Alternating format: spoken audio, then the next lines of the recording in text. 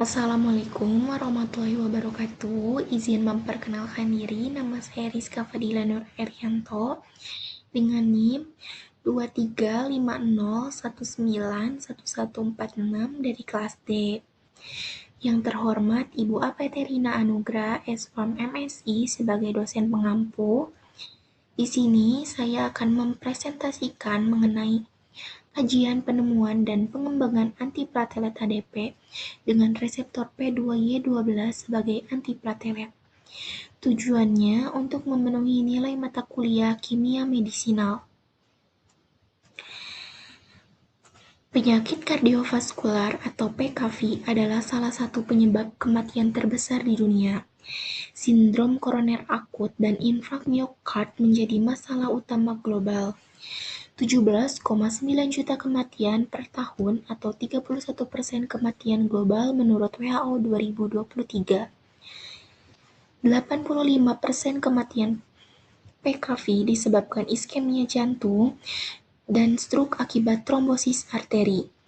Di Indonesia, menurut Riskesdas 2018, prevalensi penyakit jantung koroner sekitar 1,5% atau 2,8 juta kasus dewasa.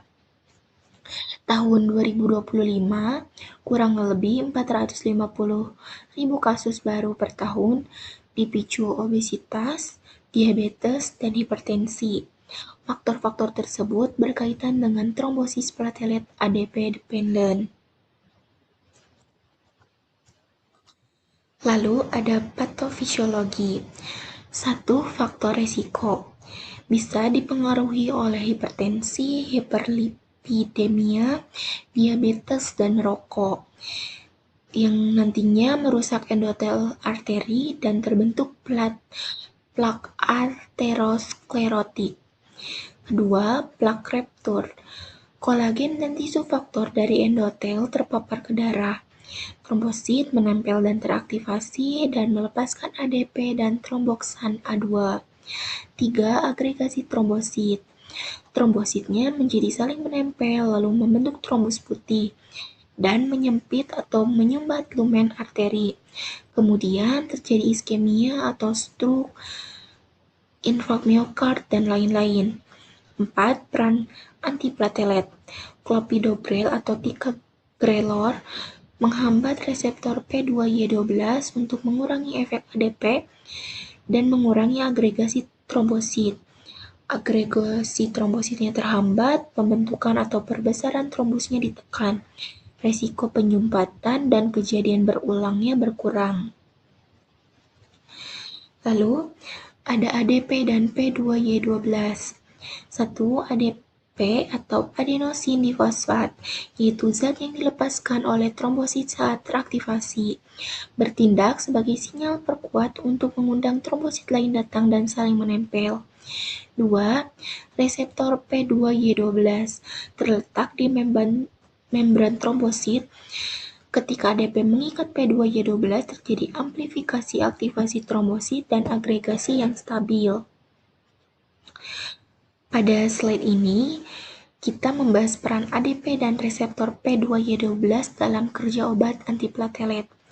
Saat trombosit teraktivasi, misalnya karena plak aterosklerotik pecah, trombosit melepas ADP ke sekitarnya. ADP ini berfungsi seperti sinyal alarm. Ia mengikat reseptor P2Y12 di permukaan trombosit lain, sehingga trombosit-trombosit itu ikut teraktivasi dan saling menempel lebih kuat.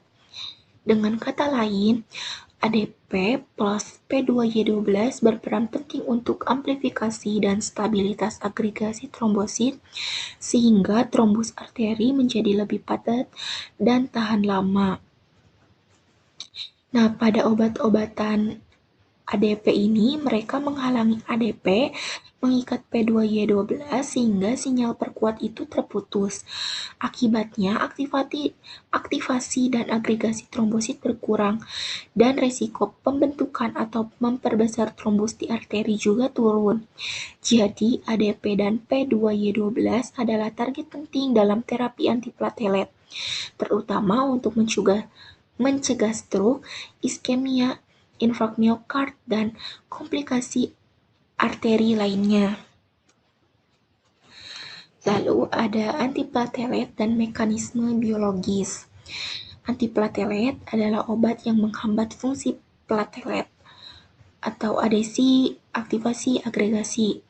Tujuannya mengurangi resiko kejadian trombotik arteri pada pasien dengan arteriosklerosis dan penyakit koroner.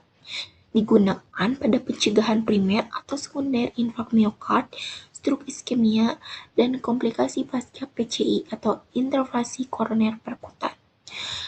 Kelompok antiplatelet dengan bukti klinisnya ada inhibitor COX-1, contohnya aspirin, antagonis reseptor ADP atau P2Y12, ada golongan tienopiridin, ada ticlopinidin, clopidogrel, dan prasugrel. Lalu ada golongan non-tienopiridin, ada ticagrelor dan cangrelor.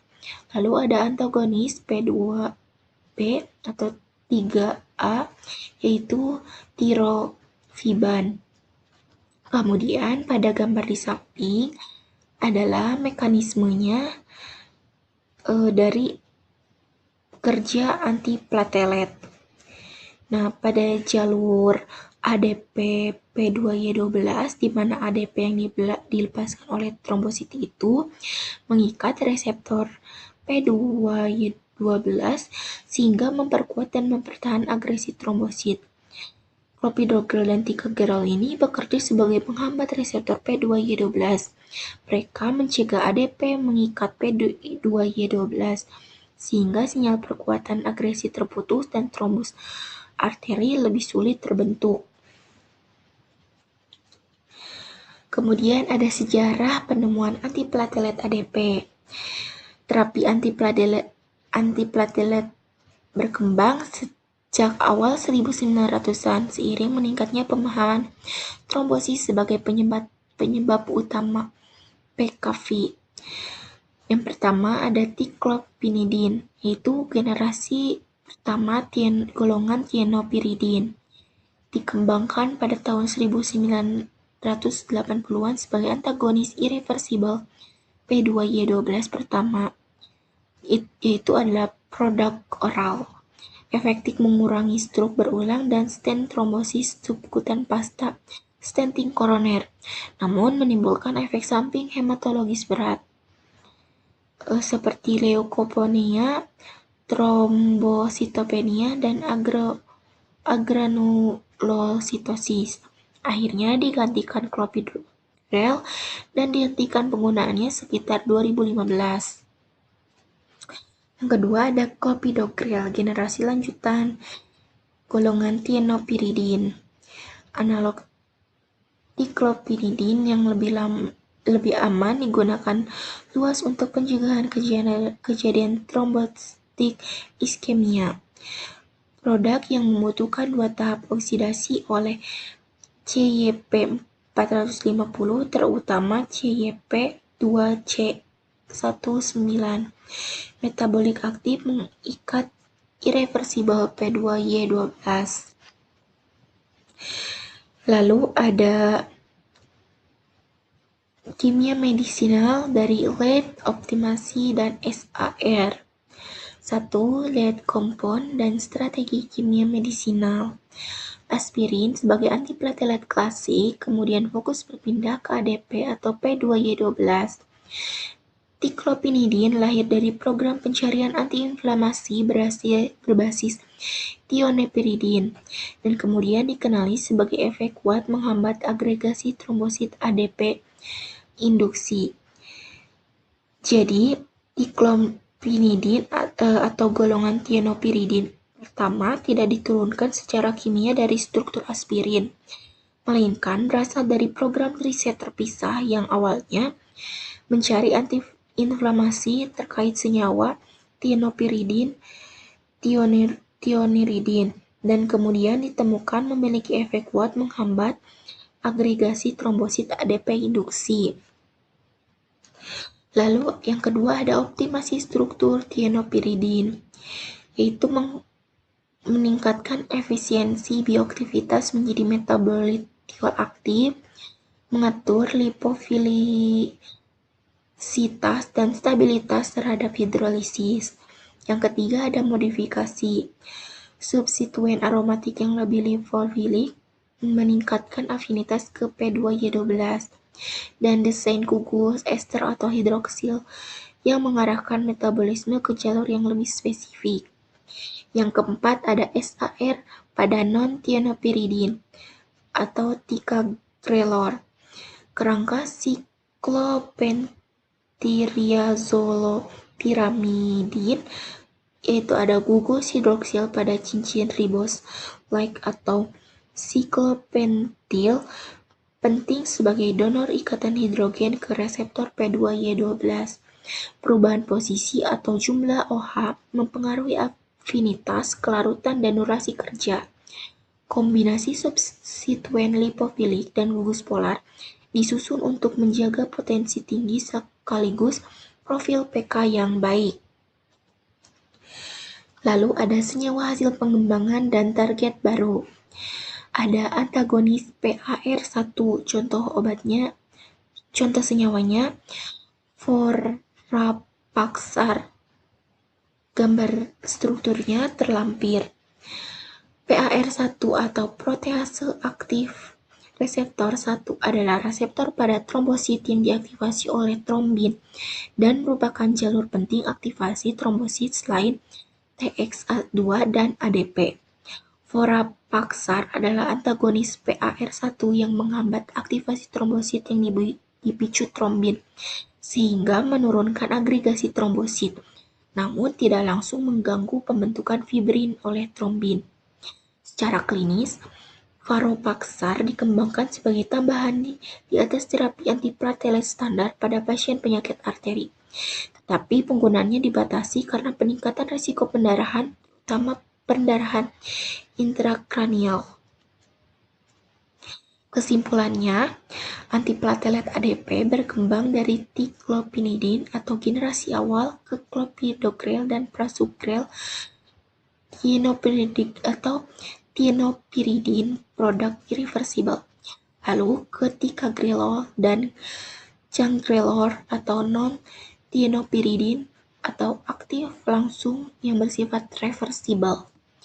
P2Y12 merupakan target kunci karena memegang peran amplifier agregasi trombosit dan relatif spesifik pada trombosit.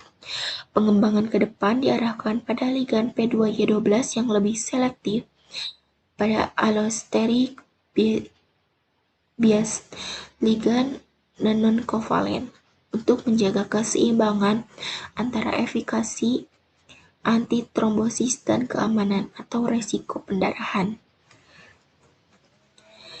Sekian presentasi dari saya, kurang lebihnya mohon maaf. Billahi taufiq wal hidayah. Wassalamualaikum warahmatullahi wabarakatuh.